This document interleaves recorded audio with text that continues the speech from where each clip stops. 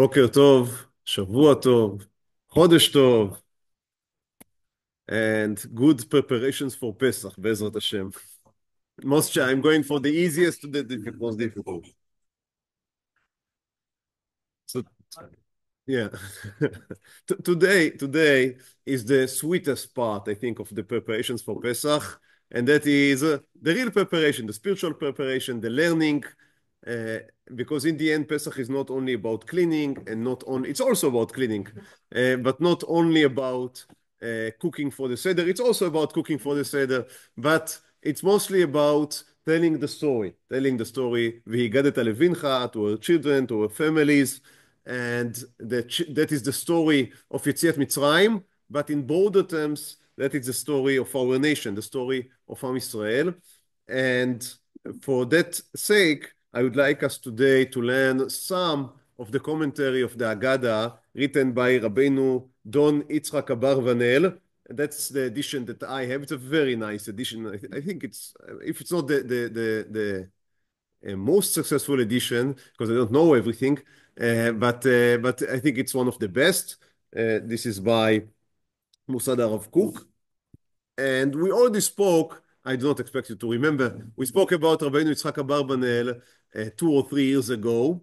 I would like to make a quick reminder of who he was and at what age. And then I would like to learn some of his views, some of his commentary on the Haggadah, which I think should be read, as many other things should be read, not only as a beautiful piece to itself, which it is, but also, I think, much even more inspiring and enriching when it is being read on the background of the national crisis that Am Yisrael was going through in the lifetime of Rabbeinu Yitzchak Abarbanel, and more poignantly even his own familial and personal tragedy.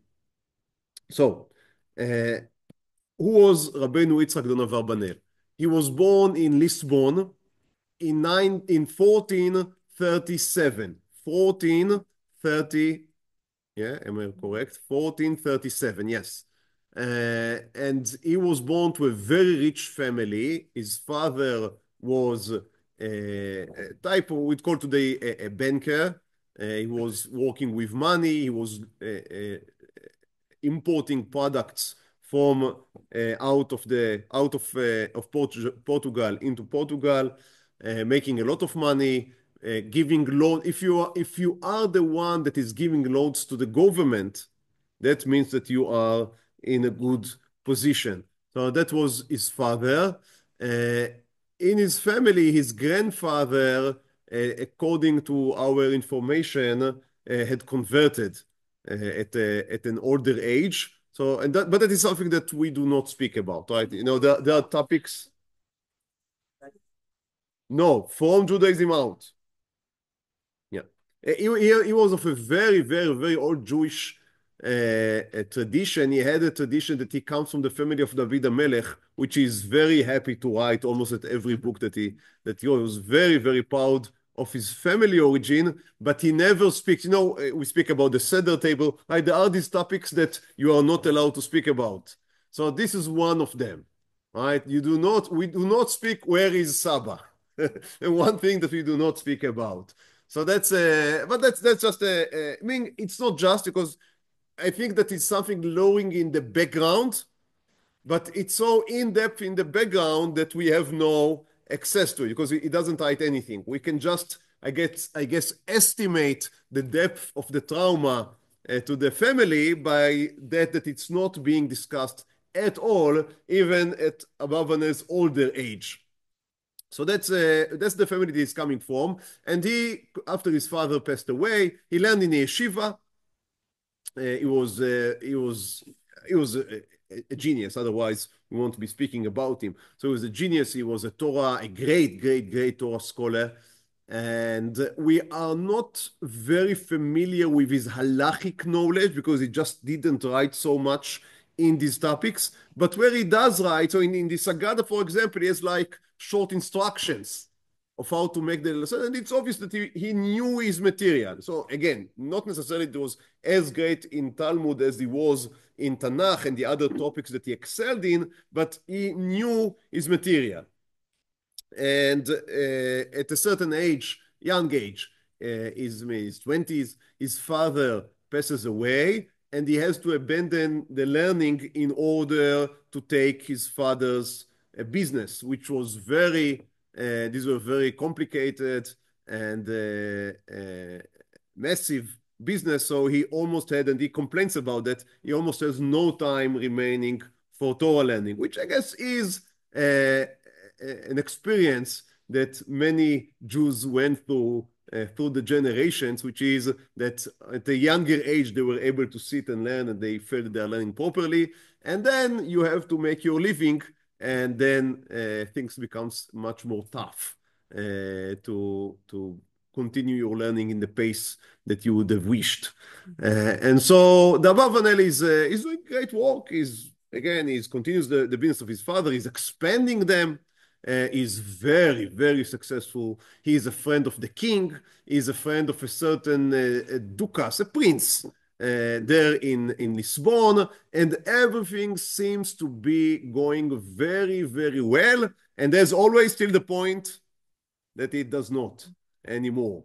And when he's 45, and I'm making it very, very, very short, when he's 45, the king suddenly dies, which kings tend to do.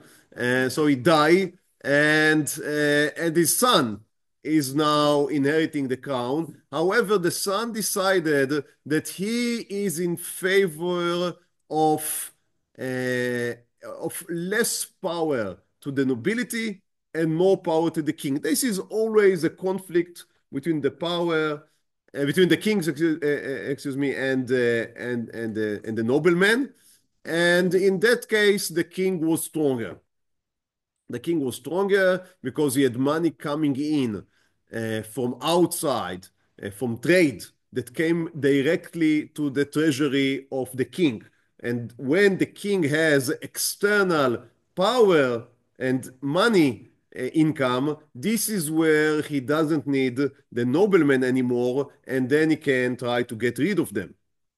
And that's something that happens throughout history as we were living, or as Europe was going out of the Middle Age and into we'd call the pre-modern age. Then that was one of the characteristics, which was the abandoning of the old feudal system and the more power to the king and to the federal, what we'd call today maybe the federal government, like the central government. So that is the background. Now, that in itself is just a process, a political process. The problem is, as I said earlier, that the Abarbanel was a very close friend of one of the princes, one of the certain ducas. And the king is getting rid of the nobleman. And if he's getting rid of the nobleman, it would make sense also to get rid of their friends and power sources. So the Abarbanel learns from a friend that he is threatened. I mean, it's not that there is a police knocking on his door. The plan is to just grab him, and in the good scenario to throw him into jail to the rest of his life, and in the bad case to hang him. And the Abarbanel learns about it in the last moment. He had to run with his family, he's taking all of his family, and they are running away, leaving almost all of their money behind, all of their possessions, all of these huge business. Now he's 45, which is not old, but that is an age in which many people are already beginning to enjoy the fruits of everything they worked for in their young and early years. And instead, the Abarbanel finds himself with his family running away, and they are able to cross the border into Spain. Now, in Spain, in the beginning, he's happy. Why? He says, at least I lost all of my money and all of my possessions, all of my connections, but at least now I am free to sit and learn. And he was able to produce a few major commentary works on the Tanakh, which we use to this day on Yoshua, on Melachim. However, after about a year, the king of Spain hears that a genius in business came into town, and he says, why won't I recruit him to my own court? And he recruits the Abarbanel, and the Abarbanel become the treasury minister of Spain, which is a very, as you can understand, that's a very, very, very high position. And again, he's reviving his businesses, and he's complaining that he has no time to sit and learn, and things to at least seemingly are back to normal. But I think we all know that Spain is not normal at all, because in 9 years, if you made the calculations when I was speaking, then in 9 years, in 1492, two major things or three major things would happen. One is that the Christians would finish the conquest or the reconquest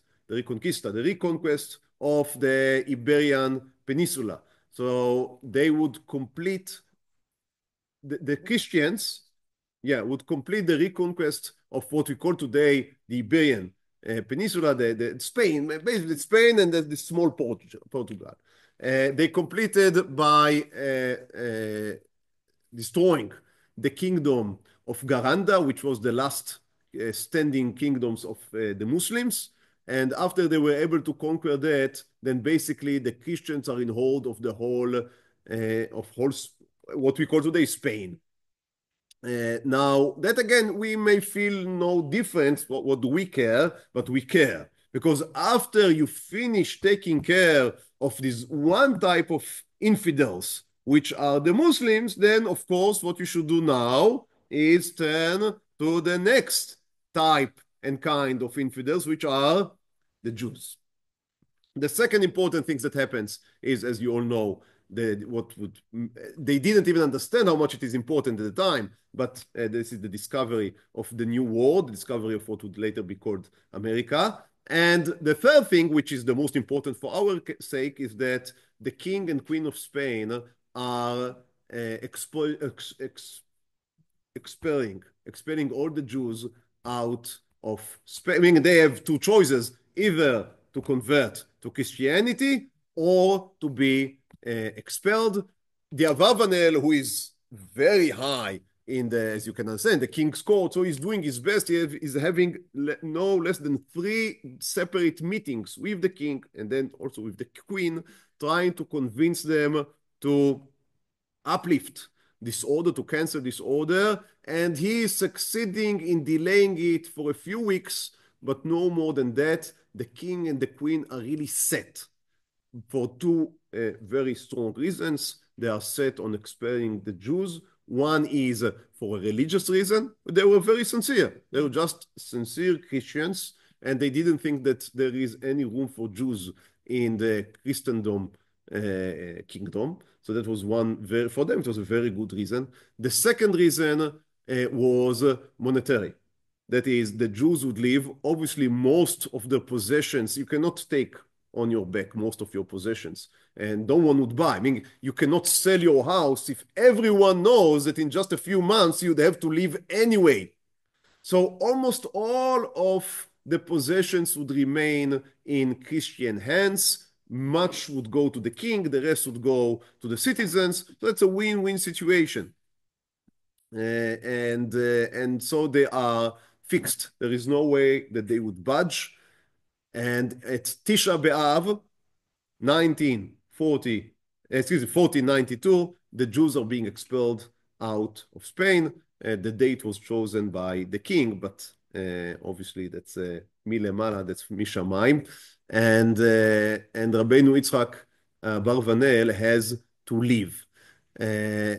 He is living at almost the last ship, because he, as the leader also of the Jews, he is trying to remain to the last and see that everyone is able to leave. However, many died on the way, as you can imagine. Also, the king wanted Rabbeinu Yitzchak Abarbanel to remain because he enjoyed his services. So he tried to convince him to convert. One of the attempts to convert him was by kidnapping his grandson. And if the Kinsa was a few years old, that was his namesake. You know that by Sephardi families, the minhag is that you call the grandson after the grandfather while the grandfather is still alive. So they called him, the grandson was called Yitzhak Abarbanel. His father was Yehuda Abarbanel, who was the namesake of the father of Rabbeinu Yitzhak Abarbanel himself. And so there is an attempt to kidnap this boy.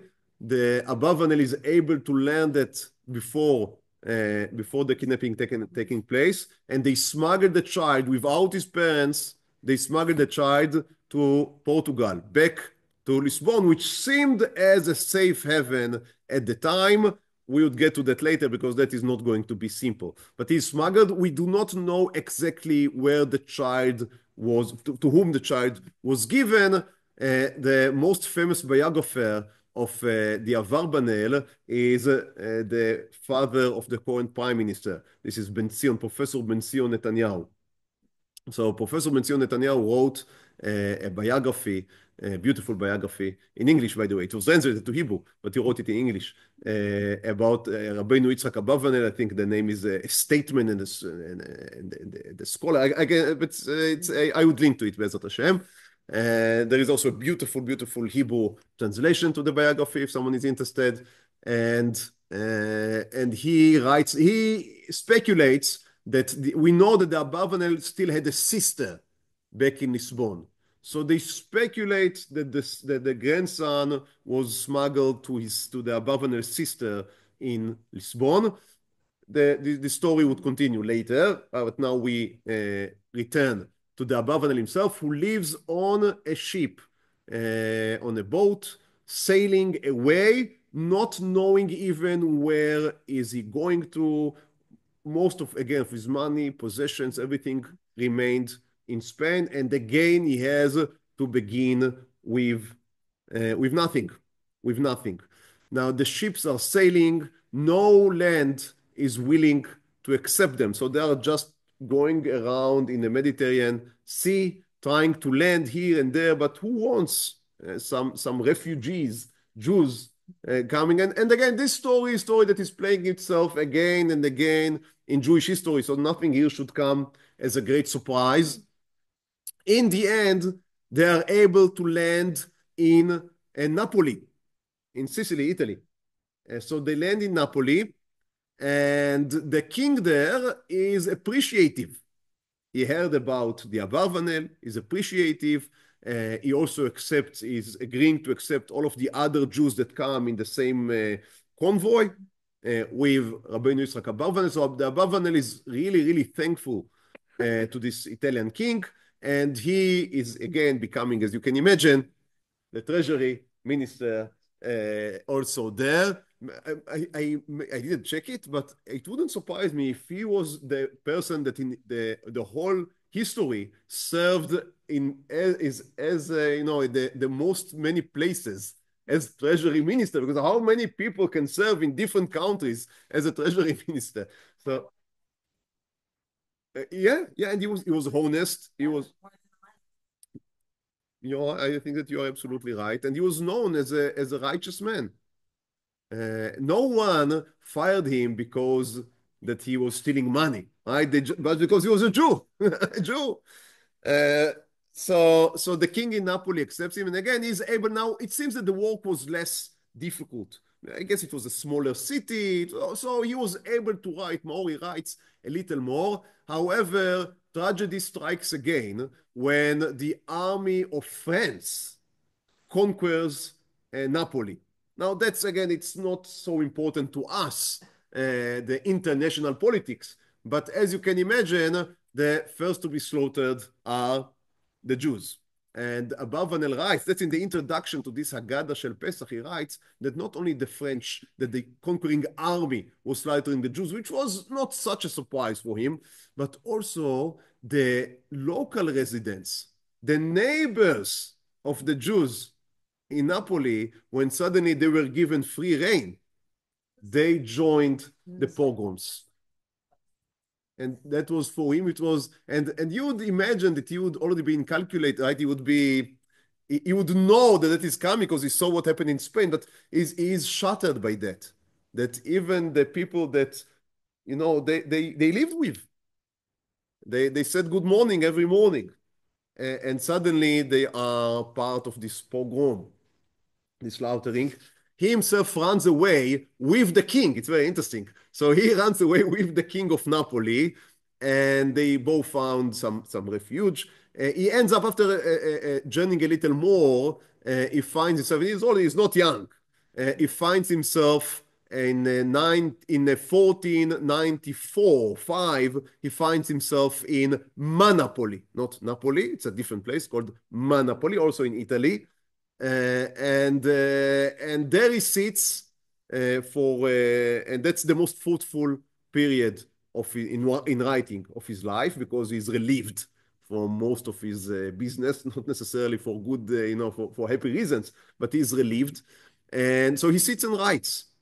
He sits and writes. He writes almost all of the commentary on all of the Tanakh, as I think we know, and many other books as well. He writes about salvation, about redemption, about Yeshua. He is an expert in trying to calculate and compute when Mashiach is going to come. And to his credit, it would be said that he is not, sometimes the people that are calculating these dates, they try to find a date that would be not long enough, so it would be too far in the future, but also not close enough, so they won't be around to see if they are correct or not. The Abarbanel was not like that. He calculated a date which was not too long, and unfortunately it didn't work. So he said, okay, I was wrong, and let's try again.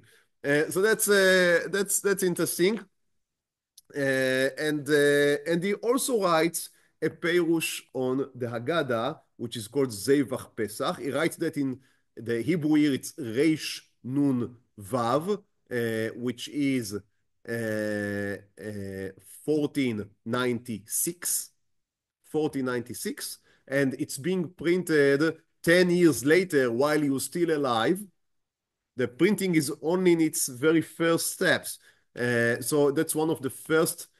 The Haggadah is one of the most printed books in Jewish history. It's it's almost second or third to the Tanakh.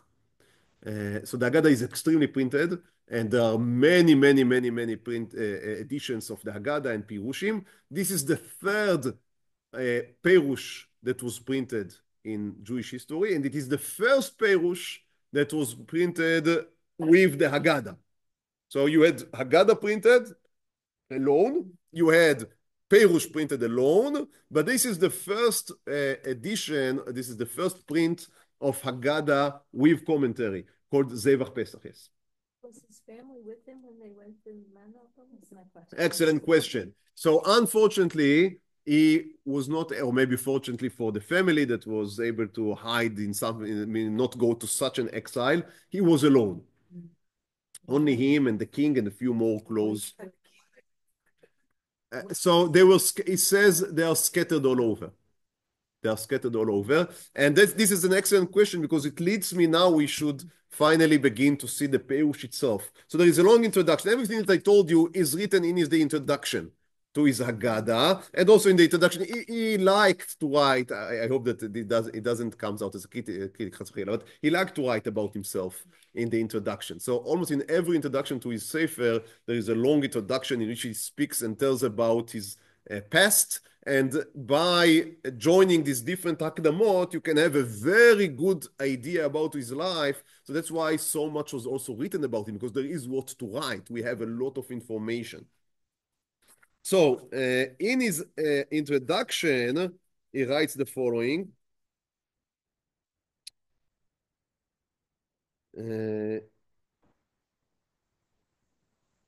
כי זקנתי מהיות לאיש. So I am too old. Now everything here is paraphrases of psukim. I am not able to, every time there is a pasuk here to point out, because that would be just too much. But כי זקנתי מהיות לאיש, maybe that rings familiar, that's from Ruth. Right? That is Naomi saying to Ruth, I'm too old to be remarried. And so says Abarbanel, I am too old to be a man anymore. Meaning to fight for myself. So I'm just... So that is 1496, and he was born in 1437. So he's 59? Not so old, you say. He's a young man. That's how he feels.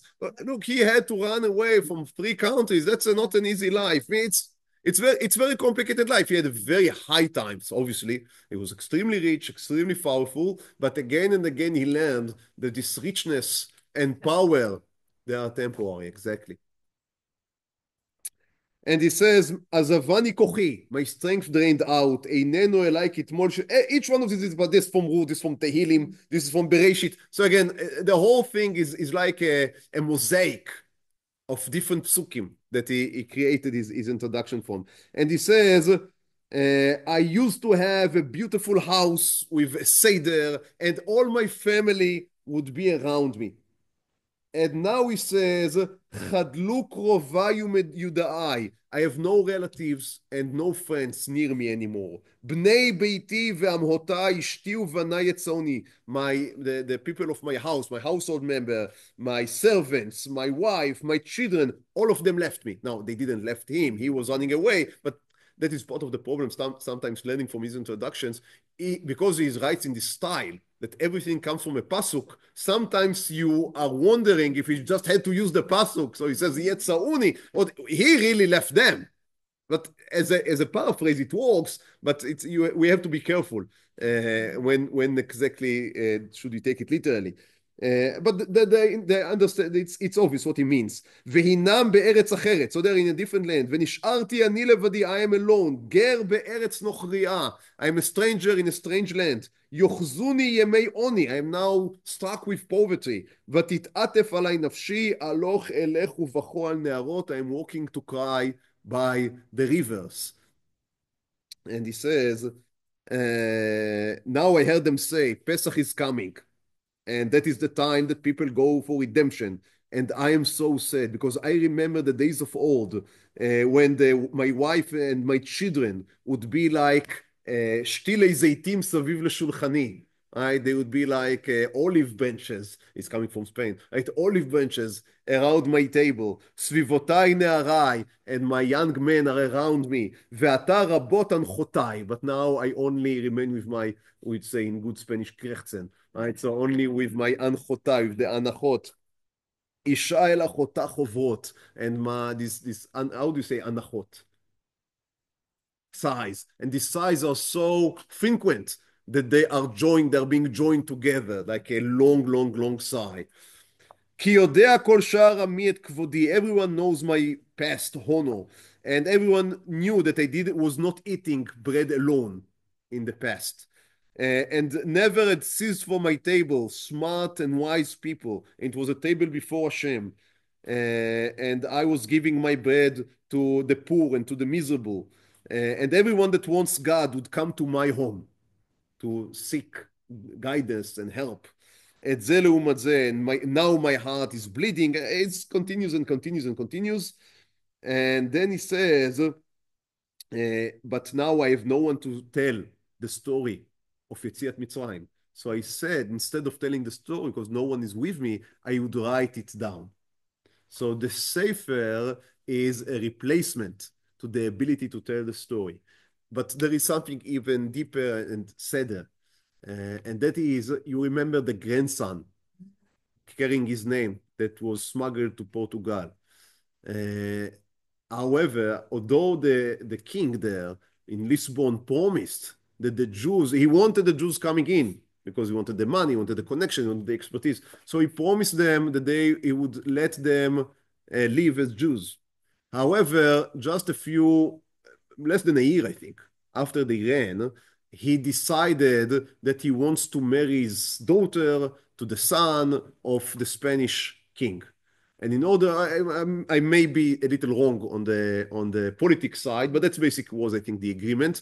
But the Spanish king said, basically that means reuniting the kingdoms, uniting the kingdoms. Said in our kingdom, we have the minhag of no Jews. So if you want this political unification to work, you need to do with your Jews what I did with mine. And the Portuguese king scratched his head, I guess for 5 seconds, and said, you know what? Let's do it. However, he didn't want the Jews to leave. So what he did was just forcibly convert everyone and not let them leave.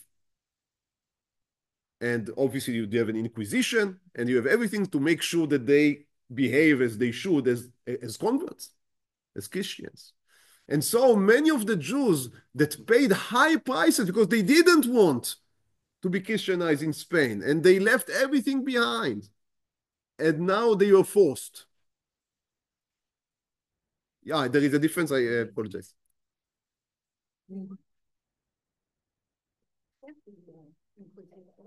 Yeah, but they also didn't accept Jews. There were no Jews in England for in that area. They expelled their Jews long before. Yeah. Yeah, Jews only came back to England, I think, in the 17th century. Rav Menashe ben Israel and others were the first ones to come to England. So they were a little less anti-Semitic, but that was just because they didn't have to, as they say.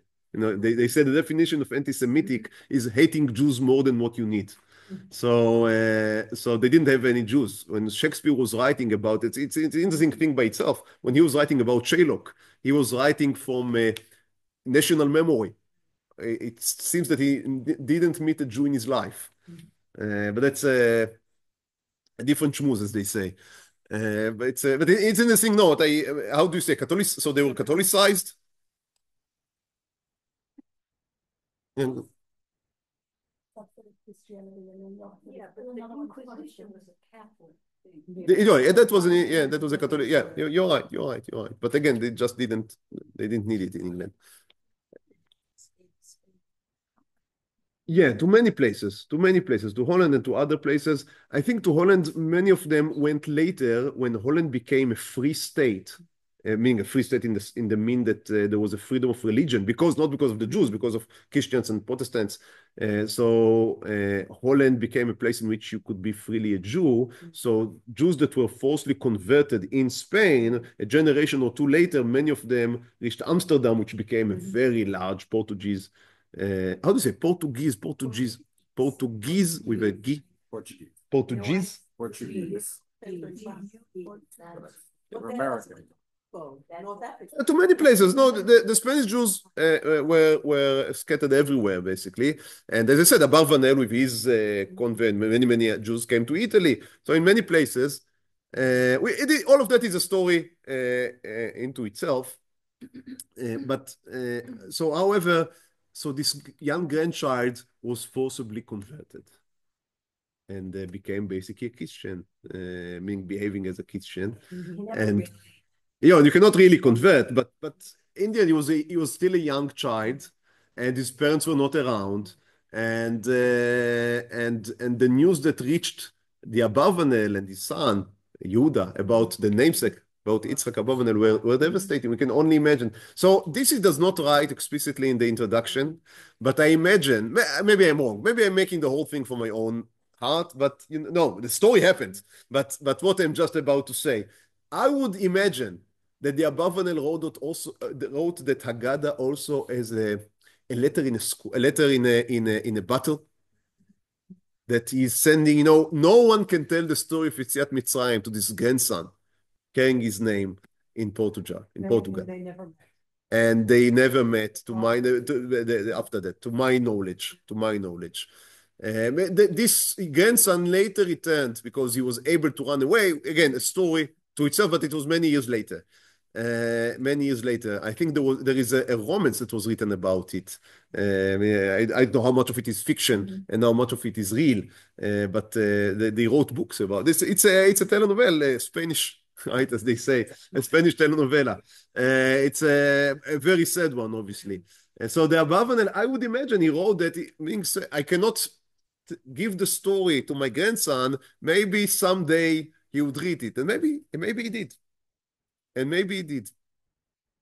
Okay, so that is the national crisis. Now, obviously, he's writing Haggadah Shel Pesach, as I said, about freedom, about the Jews going out of Egypt in order to come to Eretz Israel, and he's having this massive expulsion of Jews, hundreds of thousands, going out of Spain, but that is not like the Exodus from Egypt. Right? That is an expulsion. Many Jews die on the way. and they are not on the way to Eretz Israel. They are just being scattered all over the world, and people are devastated, and the Jewish people is devastated. And he is writing his Perush in order to interpret the Haggadah, but no less in order to ask himself, what are the lessons that we, in our situation, can draw from the story of Yetziat Mitzrayim. And I think that's something that we stand in awe almost. How that's a man of faith, how he's able to retain his faith facing all of these both national and personal calamities and tragedies. And there is something of this strength, of this faith that is reflected in this commentary that he called Zevach Pesach, the sacrifice of Pesach. And I hope that we'll be able to learn something of it. What is the structure of the Perush? The structure of the Perush, he begins with no less than 100 questions. You thought that Arba Kushiyot, that 4 questions are a lot. So yeah, so that's yeah, exactly. We had 2 Sedarim, so maybe he was able to divide them 50-50. So 100 questions, and he write all of them in the beginning of the Haggadah. So you begin with 100 questions, and then you go over. He just write a commentary all over the Haggadah, and from time to time you would say, this answers the 5th question. This answers the 67th question. Now, you have to remember the questions. So in this nice edition, they have notes in which they remind you what was the question that he's now going to answer. So that's a nice addition. But it's also, I think it's beautiful. Now, it's not an Haggadah that you can sit and read. There are commentaries that you can read during the Seder. This is not one of them. This is something to learn before. However, I sometimes use just the treasury of questions. Right? So it's a treasure. So I can ask the children, people around the table, there is a question of the Abarbanel.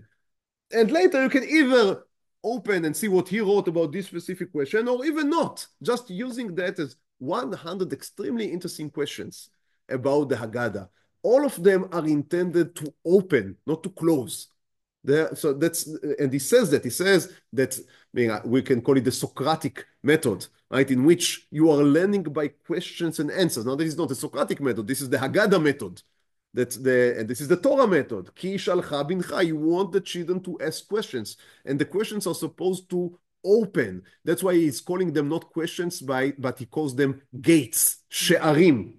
Every question is a gate, and you enter, and in the gate you can find different things.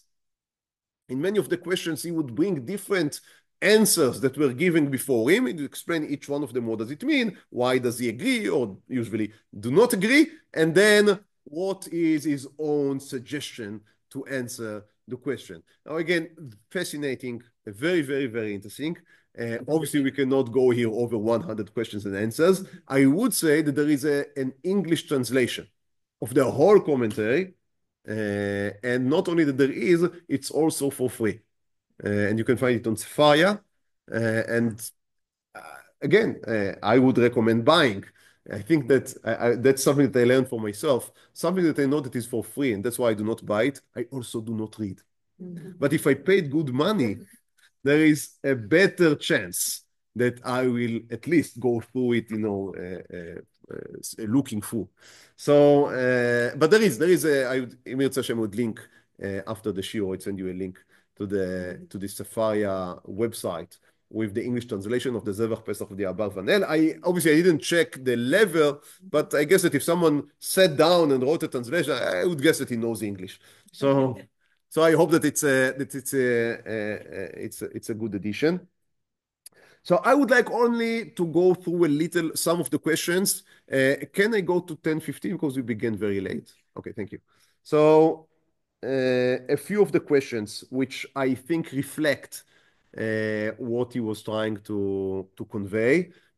I would also, those that are interested, we have an Hebrew shiur tonight, which I would speak about a completely different topic, but I would also mention one aspect of the Abarbanel Haggadah, which I think is important, and I, by intention, would not mention here. So that's for tonight. That's for tonight. There is enough material. Don't worry. So, the first question, I will begin with the first one that is asking. שער א', למה סידרו חז"ל המאמר הראשון מההגדה בלשון ארמי? הלחמאניה. So the first sentence we say in the Haggadah is Aramaic. All the rest of the Haggadah is Hebrew. So either everything would be Aramaic or that everything would be Hebrew. But what is the purpose of writing everything in Hebrew, just the first sentence Aramaic? That's an interesting question. A, it's just an interesting question. B, it's interesting because not every Mefarsh should ask such a question. Many of the commentators, they are interested in the content. The language is something that they almost ignore, they overlook, because they are focused on what is being said and not on how it's being said. But sensitive ear, as of the Abarbanel, listens not only to what is being said, but also to how is it being said, which is by itself very important aspect. So that's his first question. I wouldn't go into the answers. As I said, he has 100 questions. So wait. That is the first one. I'm skipping to the 10th one. מה הרווחנו אנשי הגלות כמונו היום בשיצאו אבותינו ממצרים? That is directly to the soft belly. Right? He says, we say, אילו לא הוציא הקדוש ברוך הוא את אבותינו ממצרים, עדיין אנו ובנינו ובני בנינו משועבדים היינו לפרעה במצרים. So we say that if הקדוש ברוך הוא would not have taken us out of Egypt, then we and our children and our grandchildren would still be enslaved. Says the Abarbanel, I have something to tell you. We are still enslaved. We are being expelled from one place to the other. He says, it would have been better for us to walk in Egypt than the death that we experience now in the Midbar. Tov avodet Mitzrayim ממותנו במדבר. We are מתוך מדבר העמים. We are in the desert of the nations. מתוך השמדות וגירושין. We are being expelled from everywhere. We are being destroyed, shmadot, and also shmad is the way that the Jews were referring to forced conversion. אשר לחרב לחרב, some of us die by the sword, ואשר לרעב לרעב, some of us, and he saw all of that. In the ship they were coming with, people died because they were not accepted, as I said, and people died from hunger, from disease. אשר לשבי לשבי, some of us are being captured. ויותר מהם, and even more of that, היציאה מכלל הדת. So many were converted. And again, I mean, can we do not hear the echoes of not only the national tragedy, but also the familial and the personal one? So he says, what gain did we gain? That's a very poignant question to ask in the Seder Pesach. Now, Baruch Hashem, we are in a different place, but we carry the same history. I continue. Again, every question here is a bombshell. Very, very interesting. But we have to focus ourselves. So another one which is more literal. We remember that in the Haggadah we have this drashot on the psukim. And we say, what is amaleinu? God saw our amaleinu, our forced labor, I would guess. And we say, ve'et lachatzeinu, and how we were squished. And in the Haggadah we say, ve'et lachatzeinu ze hadchak. So what does it mean? It's the same word. You explain, it's one Hebrew term, lilchotz means to press, so we're pressured. Dchak, lehidachek, is the same basic things, to be pressured. So how is one word explains the other? That is the question. What is the difference between lachatz and dchak? How does the Haggadah advance our understanding by making this equation? That was Samech Daled, the 64th. It was the most difficult thing preparing this shiur was to choose what questions I want to speak about. The 19th 8, very similar to the 10th one. בכל דור ודור חייב אדם להראות את עצמו כאילו הוא יצא ממצרים. In every generation we have to see ourselves and to show ourselves as we have left Egypt. Says that makes sense. ואותנו הוציא משם למען נביא אותנו לתת לנו את הארץ. If we are in the Jewish land, he says, if we are in Eretz Israel, it makes sense to feel as we ourselves had left Egypt. But we, that we did not inherit the land, ונולדנו בגלות בארצות אויבינו, we were born in the exiles, in the lands of our enemies. How can you tell me that I need to see myself as I myself was taken out? I was not taken out of Egypt. I was born in exile and I live in exile. ואיך הוצאים מזה? So how can you extract from here? לפיכך אנחנו חייבים להודות. I do not feel like thanking. So these are not only questions. There are here textual questions. There are here structural questions about how the Haggadah is built. But there are also, we would say today, existential questions. How are we supposed to feel in Seder Pesach? You know, just 1 second. I was wondering what I wanted to speak about the Haggadah and to give an historical experience of the Haggadah. And I would admit that at first I wanted to speak here about the Haggadah and Leil Seder in the Warsaw ghetto just before the rebellion. But it was so sad that I thought I would speak about it in Shlosht HaShavuot, Be'ezrat Hashem. I didn't feel that we can speak about it as a preparation for Pesach. So I began to prepare.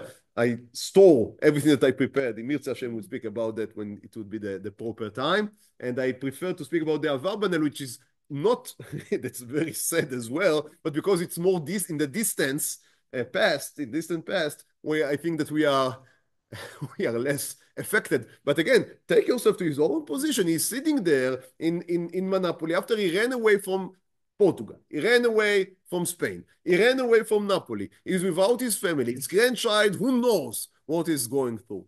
And he says, and you want me now to thank Hashem for taking us out of Egypt. I don't feel like that. It's not where I am. This is the 19th eight. And the hundreds, we begin with the first one, so we finish that, and then we give time for questions. He says, why do we say Shfor Chamatcha al Hagoyim in the middle of the Hallel? That's not part of the Hallel as we know it from the Siddur. So why suddenly on Leil Seder of all times we have Shfor Chamatcha al Hagoyim? That is the last question. And I think this is one question in which at least you can imagine what his direction is going to be and what does he think about some of the goyim that he met during his long experiences. Yes. Just curious, did the Abarbanel ever try to go to Eretz Yisrael? That is a wonderful, wonderful question, which I am going to speak a minute about in Yirtzeh Hashem this evening. So I would beg your pardon. I don't want to have well, in Yirtzeh Hashem 8:15. Tonight at 8:15.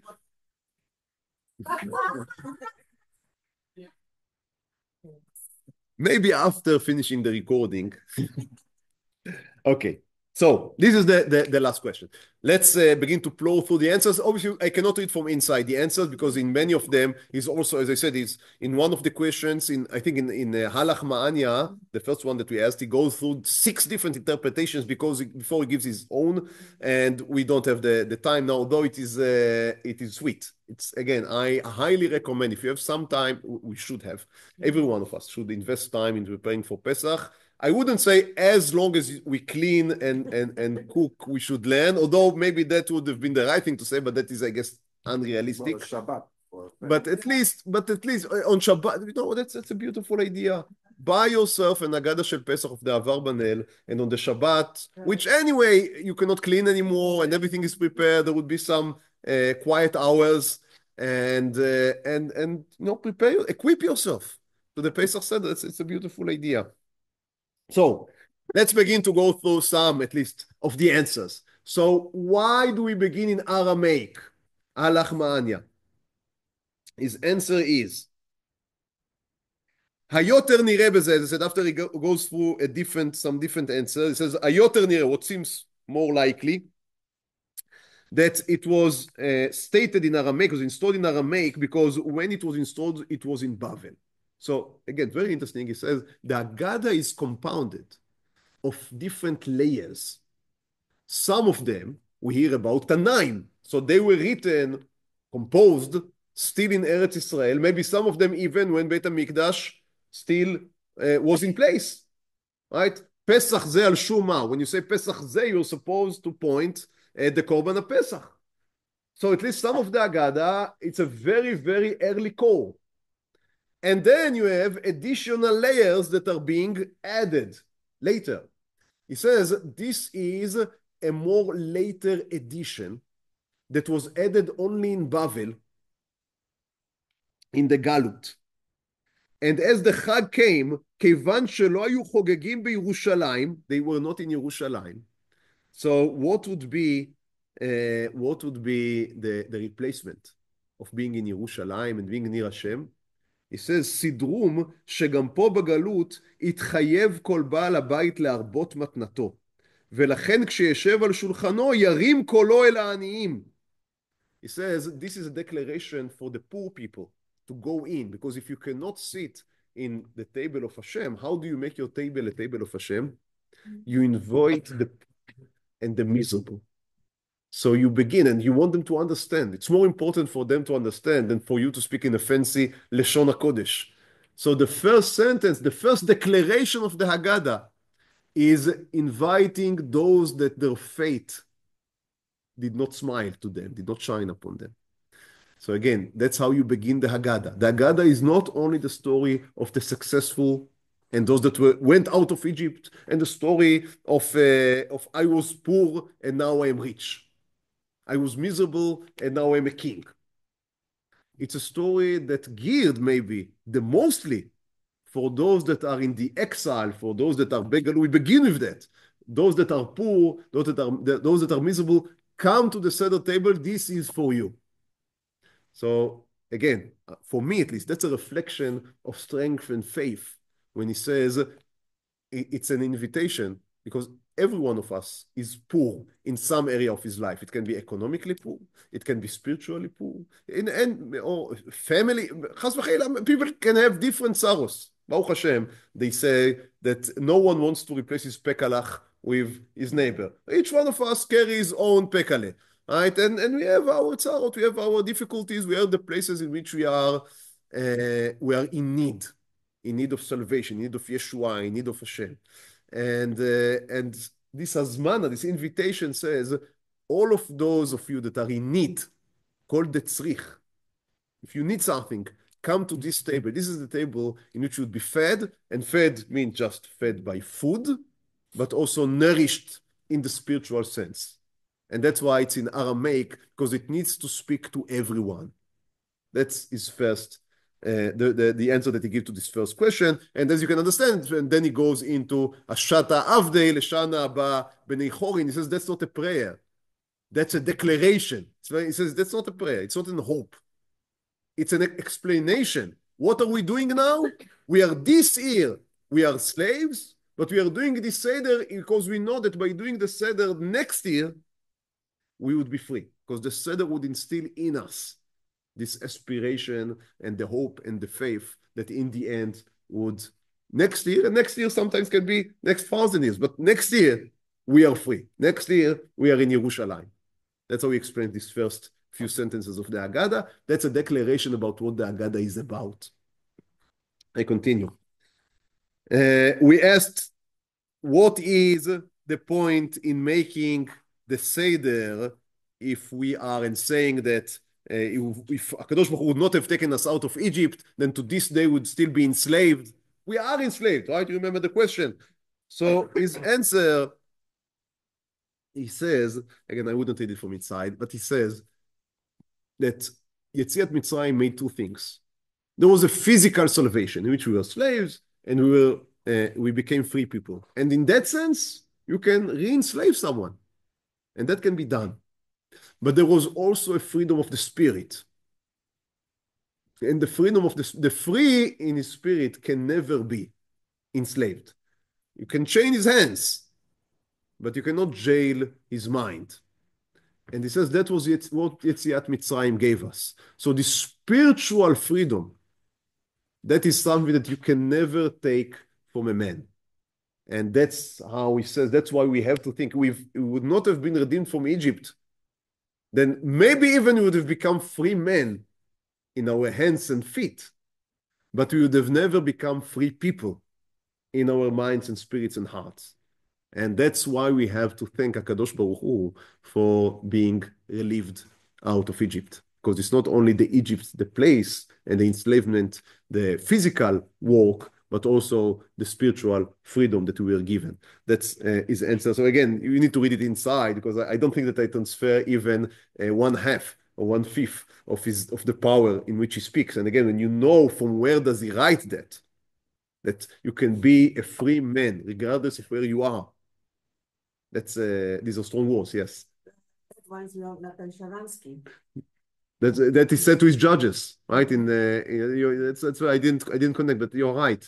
When Nathan Sharansky was judged by the Soviet judge that threw him into jail because of his will to make Aliyah, he told them, "You think that you are judging me to jail, but the truth is that you are the people that are jailed because you are slaves of the communist government, and I would be jailed, but I'm the free man because I know who I am and what do I want." And these are very strong words. These are very strong words. I don't know if he was able to connect it to the Abarbanel and to Haggadah shel Pesach, but there is a thread. There is a thread in the Jewish people, and that's exactly what Yetziat Mitzrayim, according to the Abarbanel, what is supposed to teach us. And again, I skip here over so much material, but One more. it's one more tissue. Exactly. You remember the question? What does the Haggadah contributed by equating lachatz with dachak? It says lachatz is physical. So the thought, they pressured us physically into doing the work. Dachak is psychological. Nafshi, as he writes. That's right in Hebrew, nafshi. And he says that התוגות והצרות הנפשיות הן יותר קשות מהגופיות. The spiritual, the psychological, the emotional language there's a word. It's more difficult, he says, than the physical. Anguish. That's more difficult than the physical ones. So again, just translating that's exactly, it's exactly. And again, he thinks about his grandson. That's exactly what he thinks about. And he says, my sorrow, again, I'm reading it into his mouth, but I cannot read otherwise. He says, my sorrow for what had happened to my family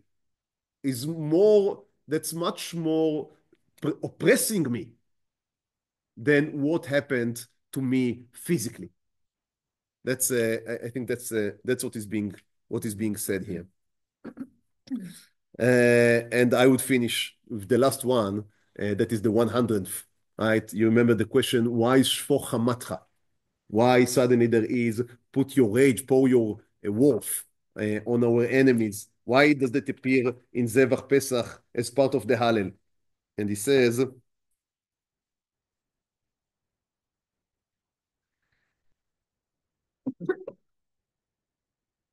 he would say, Hashem Elokeinu, אחרי שהגדלת לעשות עם יוצאי מצרים, after you did so great things with those that went out of Egypt, ונקמת נקמתה מאויביהם, והושעת וגאלת את עמך, that you have redeemed your people and you made revenge, you took your revenge from upon their enemies.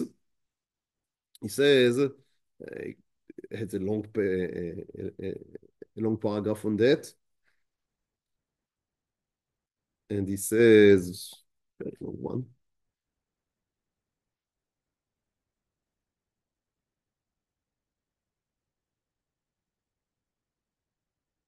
He says, in the same way that HaKadosh Baruch Hu did it back then, so shfoch is in the future tense. So we should do it in our own times. So the whole that is the last answer that he gives. That's the last the end of this commentary. He says the whole fast, the whole direction of the Haggadah is taking what happened in the past and thinking of how it can empower us and where does it lead us. This is the point of direction that the Haggadah gives us, because you can look at the history, you can look at a certain point, you don't know, it goes up, it goes down, because you're only given a certain frame, you only live in a certain time. Only if you look at the long picture, which begins in Yetziat Mitzrayim, you can identify what you need a few points on a line in order to understand where is it going to.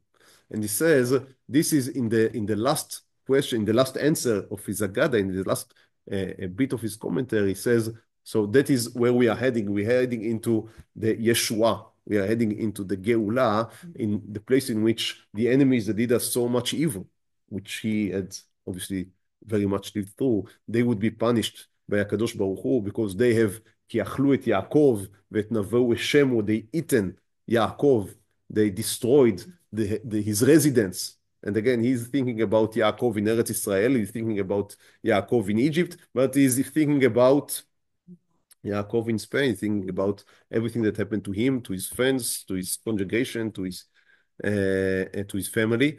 And he says God would take his revenge upon them, and we would, Be'ezrat Hashem, merit a redemption. And that is the way that he reads throughout all of the Haggadah. And again, I highly recommend. It's, as I said, it's a less foreseeing in the Seder itself because it's very long. There are, by the way, 3 different shorthands that was made out of the Perush of the Abarbanel. Because people wanted to sit in the Seder, it was too long, so it was shortened, but that's chaval, because it's a pity, because it's so beautifully written. So I would highly recommend just getting yourself this Zevach Pesach and preparing for the Seder, maybe on Shabbat, maybe on some other time that you have. And Be'ezrat Hashem, may we all have a real Chag of freedom, a real Chag of Cherut to ourselves and to the whole of House of Israel, to all of Beit Israel. And good, Be'ezrat Hashem, Chodesh Tov. It's not easy. It's not easy. Chodesh Tov. Chodesh Tov. Oh, Chodesh Tov, Chodesh Tov. Chodesh Tov. Okay, beautiful. Yeah, it's beautiful to see you here. Okay, Baruch Hashem. Baruch Hashem. Bye bye. Chodesh Tov. Chodesh Tov.